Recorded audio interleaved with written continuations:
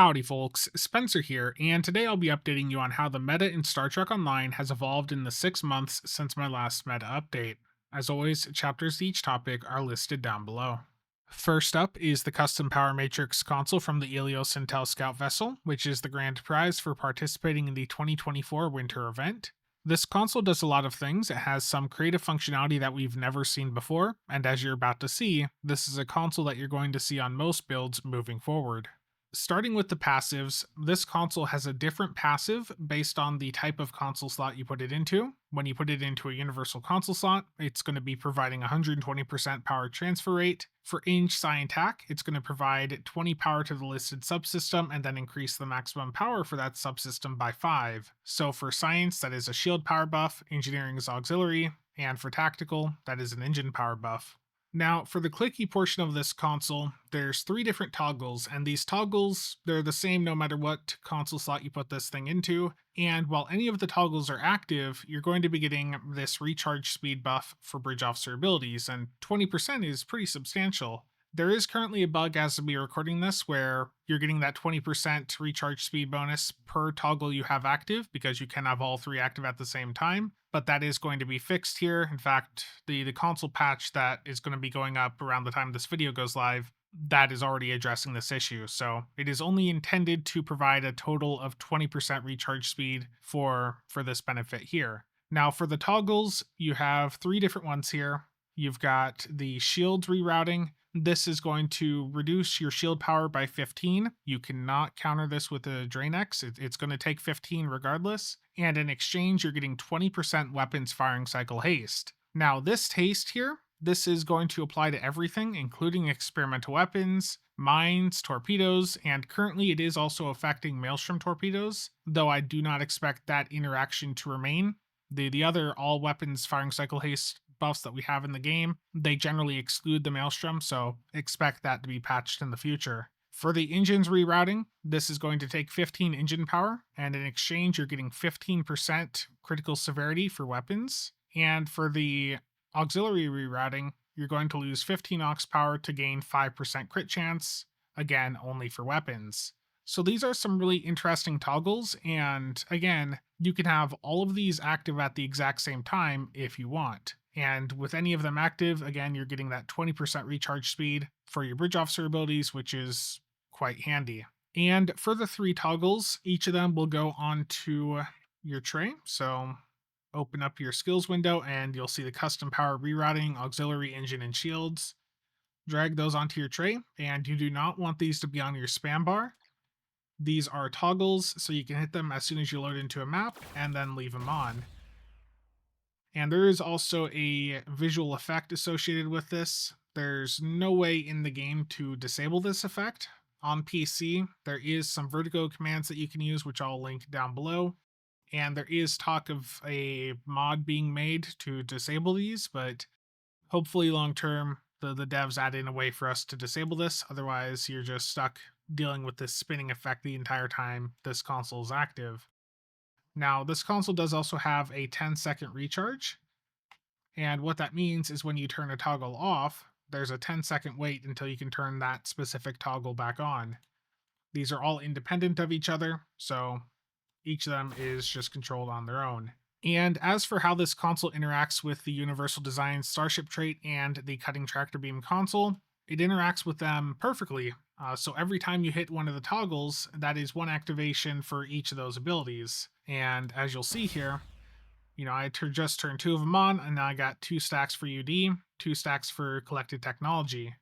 So, let's say you're on a side build and you're going into a hive and you're wondering, how to get 10 stacks of the Cutting Tractor Beam before, you hit your main set of consoles. Well, you can use this to do that.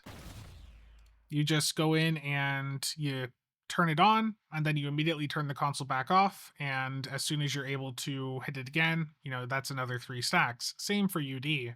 You could use this to get 5 stacks of Universal Designs while you're still in the prep phase of a run. So you could use this console in a few other ways other than the intended effect to buff your weapons up. You could use this to maintain Universal Designs with full uptime on a build. You could just put this on a spam bar in that case. Or you could use this, again, to get to 10 stacks on that tractor beam console. So there is some alternative ways to use this console if you're not wanting to use it for the weapon's effect. And as for what happens when a subsystem goes offline, from the testing I've seen so far, it looks like the toggle will persist even if a subsystem goes off. So as you saw, my engines just got shut off, but the toggle is still active there. And like I mentioned before, from what I saw, drain does not impact the 15 power that you're losing by turning a toggle on. So if you're looking to counteract the power drain that this has, you're just going to have to put something else on your build to make up for that power loss. So overall, given the buffs that this console has, even with the power costs associated to operate it, it is a console that you can expect to see on most builds moving forward. The weapons haste is a pretty big deal, especially given that it is actually applying to all weapons. Most of the haste out there only applies to energy weapons, so having something that works for experimental weapons, mines, and torpedoes, that's a pretty big deal. And again, there's other ways that you can utilize this console on non-weapons based builds if you want. This is a console that could maintain 100% Universal Design's uptime for you. The same goes for the cutting tractor beam. So there's a lot of value to be had with this console, and if you're watching this video in early December of 2024, you can still get this completely for free from playing the current winter event. If you're a bit late to the event and you have to do the Lobby buyout, I still think it would be worth picking up. And after that Lobby buyout disappears, the next opportunity for you to get this ship and this console would probably be in 2026 based on the delay that we have seen over the past couple of years with old event ships being added to the Muds or Phoenix stores. The second meta shift has been the continued focus on console cooldown reduction via the Unconventional Systems Personal Space Trait and the Vovin Obelisk Subspace Fracture Tunneling Field console. Unconventional Systems is a personal space trait which is obtained via the Infinity Lockbox or the Player Exchange, and it nets you a 7% cooldown reduction for Universal Consoles every time you hit a control ability, of which there are quite a few in the game, and I'll include a wiki link to the full list of them in the description and pinned comment down below. As for the Vovin console, I covered that in my Credence and Vovin meta breakdown, so if you want to learn more about it and how to use it without teleporting, I'll have that video linked down below. But the update here is that the focus on console cooldown reduction has resulted in it being a viable option to start dropping some isomags for additional clicky consoles on builds where you have enough Uncon procs and are utilizing the Vovin console at every opportunity. You don't want to drop every isomag you have, but we are at a point where running 7 or 8 isomags is not always the most optimal route to go. As you'll see with the upcoming build video for that 2 mil solo run, that build, as you can see on screen now, that's only got 4 isomags on it, so you can still do very well without having 7 or 8 isomags on your build. In addition, this has made ships with Uncon-friendly specialization combos even more valuable. Intel and Temporal are the best suited to take advantage of it, and because of that, you're seeing some older ships like the Talaru and Mir Engel, which have Temporal Intel spec combos, make a reappearance. They have layouts and spec combos that are just better able to take advantage of this console cooldown reduction meta. Now, what this means for those of you watching is that this console cooldown reduction playstyle opens up some new opportunities. You can try out some older ships that have Intel, Temporal, or both to try and maximize the Uncon procs, and you can also try out some of the older clicky consoles that you may have dropped off when you swapped over to isomags.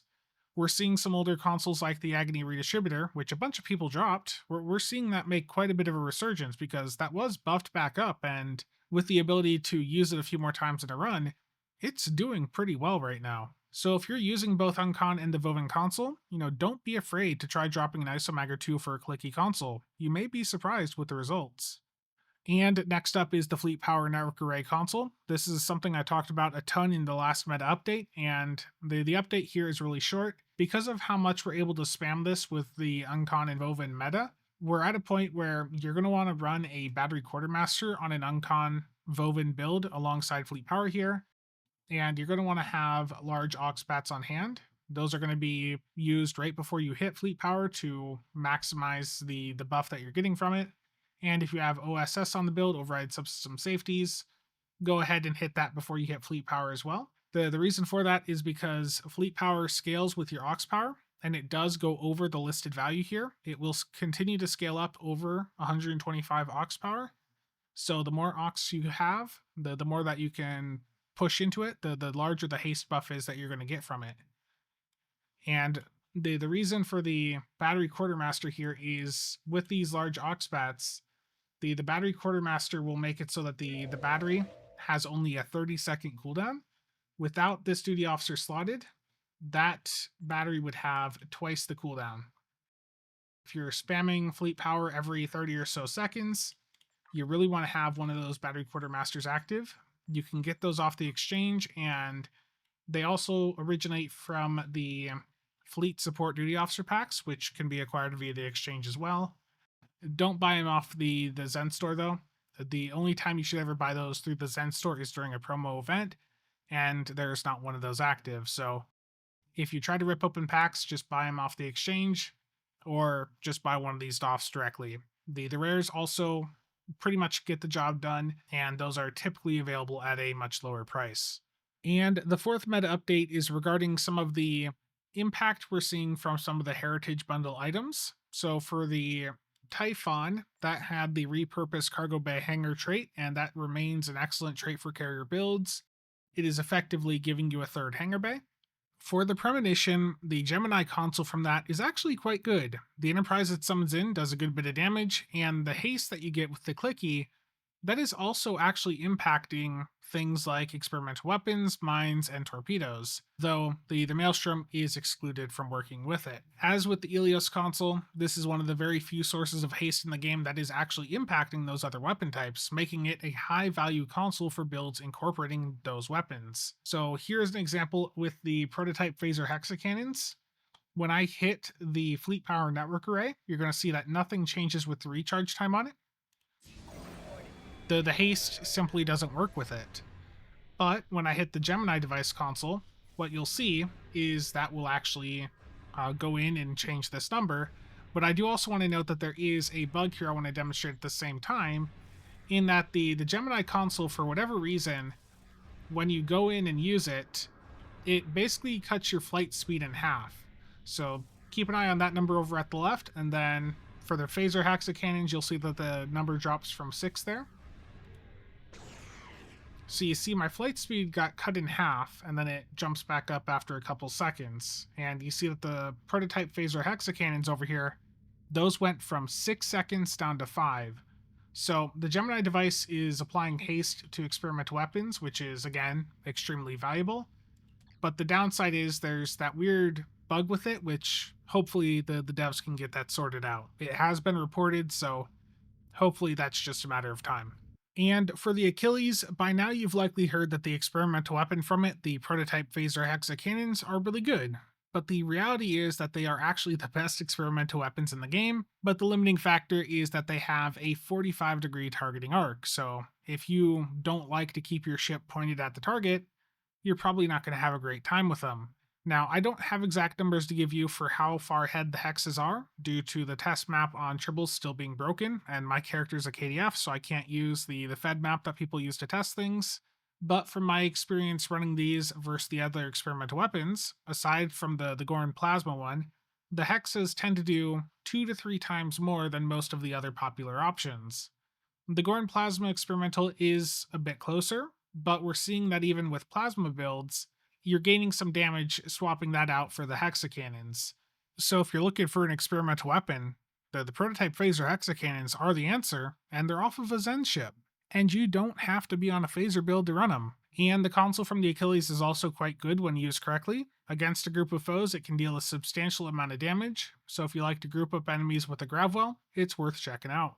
Next up, for the 5th update, I want to shift over to the survivability side of things. In the last meta update, I forgot to mention the change that happened to the Valdore Console, which is the Shield Absorptive Frequency Generator. And what happened is, alongside the introduction of the Legendary Valdore in the Legendary First Strike bundle in 2023, the restrictions that limited this console to use on just Romulan ships was removed, and it became possible to use this console on every ship in the game. What makes this console so special is that while slotted, it adds a proc to your energy weapons that has a 2.5% chance per shot to activate whenever you have a shield facing below 90%.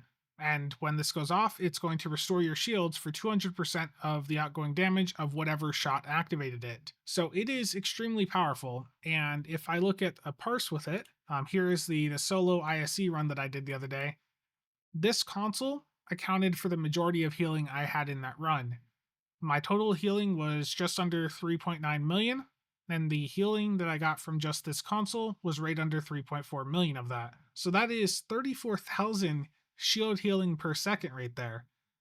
This is a console that has the potential to be extremely powerful, but something to keep in mind with it is that it's really only good on AoE firing modes. So if you're using cannon scatter volley or fire at will, this is going to be a very good console to help boost your survivability. But if you're on single target like Beam Overload, this console will still do something, but you're not going to see anywhere near the same level of impact as you would see on an AoE based build. Now, this console isn't going to solve all of your survivability issues, but it is a good tool to have access to. And the good thing is, it's actually really easy to get. So you do get it with the legendary Valdore, but you can also pick it up at the ship vendor for around 75,000 dilithium. You just have to look up the Valdore Heavy Warbird. This is a tier 3 ship. This is where this console originally came from. So it's 75,000 dilithium. I'd say pick it up, try it out. And again, if you're on cannon scatter volley or fire at will, I think you're going to find that this is helping your survivability a bit. And while we're on the survivability side of things, the sixth thing that I have for y'all today is the Antimatter Interweave console from the recently released Obena Merc Worker Heavy Cruiser. The passive on this console provides a scaling Cat 1 all damage resistance buff that increases as your health decreases. So at 100% HP, you're getting nothing from it, but as you decrease in HP, the amount of resistance will go up all the way up to around 630 to 640 all damage resistance rating at 0% health. And to demonstrate this for you, I'm going to use the obfuscation screen console to set myself down to 0% HP, and what you'll see is the resistance number on the console shoots up for a second, same for the resistances over at the left. So here we go. So yeah, the amount of resistances that you can get from this thing can get pretty high if you don't already have a bunch of Cat 1 resistance on your build. And if you're running this, you're probably going to have the console on a spam bar because you can turn the toggle on, but you cannot turn it off. It is going to stay active until it finishes doing what it's meant to do. And what that is every 2 seconds where you're taking damage, it is going to give you a damage buff. Currently, this is 10% Cat 1. The blog indicates it should be Cat 2 or bonus, and you even see that referenced lower in the tooltip, but it is just base or Cat 1 right now. Now, when you hit 10 stacks, it is going to give you that damage buff still for about a second or two, and then it's going to strip that away. It's also going to do some radiation damage to foes within 3 kilometers. It's going to provide a 3% speed and turn rate boost, which is just so absurdly small, I don't even know why it's here. Then it's going to take away all of the stacks you have, and it will then deactivate the console and place it into a short cooldown. So it's an interesting concept. The clicky is interesting. You can just spam bar it, and on a tank build, it'll give you a little bit of extra damage. The passive here, that is a nice bit of resistance that it can provide you. Nick NB was recently playing with this on a passive tank build that he did, where he was able to survive with just passive healing, and this console was a part of that. So it is from a pretty expensive ship. The Obena is an Infinity Lockbox ship, but it was released in 2024. And for those of you that are into tanking and think that this console looks like it would benefit your build, that is something you'll be able to get with the event campaign next year. And the final update I have for y'all today is regarding the Khitomer Alliance shield that we got with the Khitomer Alliance Defender space set from the flagship celebration event earlier this year. If you missed that event, it is still available to buy out for around 2,500 Zen. The way that this shield works is when a shield facing is reduced to 0, the next foe to deal damage within that arc will receive both immediate anti-proton damage along with a 6-second anti-proton damage over time effect. This ability is done per facing, and a facing can do it again as soon as it has reached at least 25% capacity. If you pair this alongside the Valdore Console I mentioned before, it can do pretty well, especially for tanks or solo builds. But this is not something that everyone needs to have. But again, if you are in a position where you're taking a bit of heat and you want to use that incoming heat to do more damage, then this is a shield that you may want to take a look at. In my solo run, it did around 91k DPS, and I've seen anti-proton tank builds getting well over 100k DPS from it before. And that wraps up this meta update. If you want to learn about some of the other changes this year, make sure to check out the other meta updates and breakdowns I've done, which are now all available in the new 2024 Meta Recap playlist, which is linked in the pinned comment down below. If you have any questions, feel free to drop them down below or in the STO Builds Discord, where you can get your questions answered by the top players for each niche of the game. But that's going to be it for today. As always, thank you to all channel members and viewers for the continued support. See you guys around.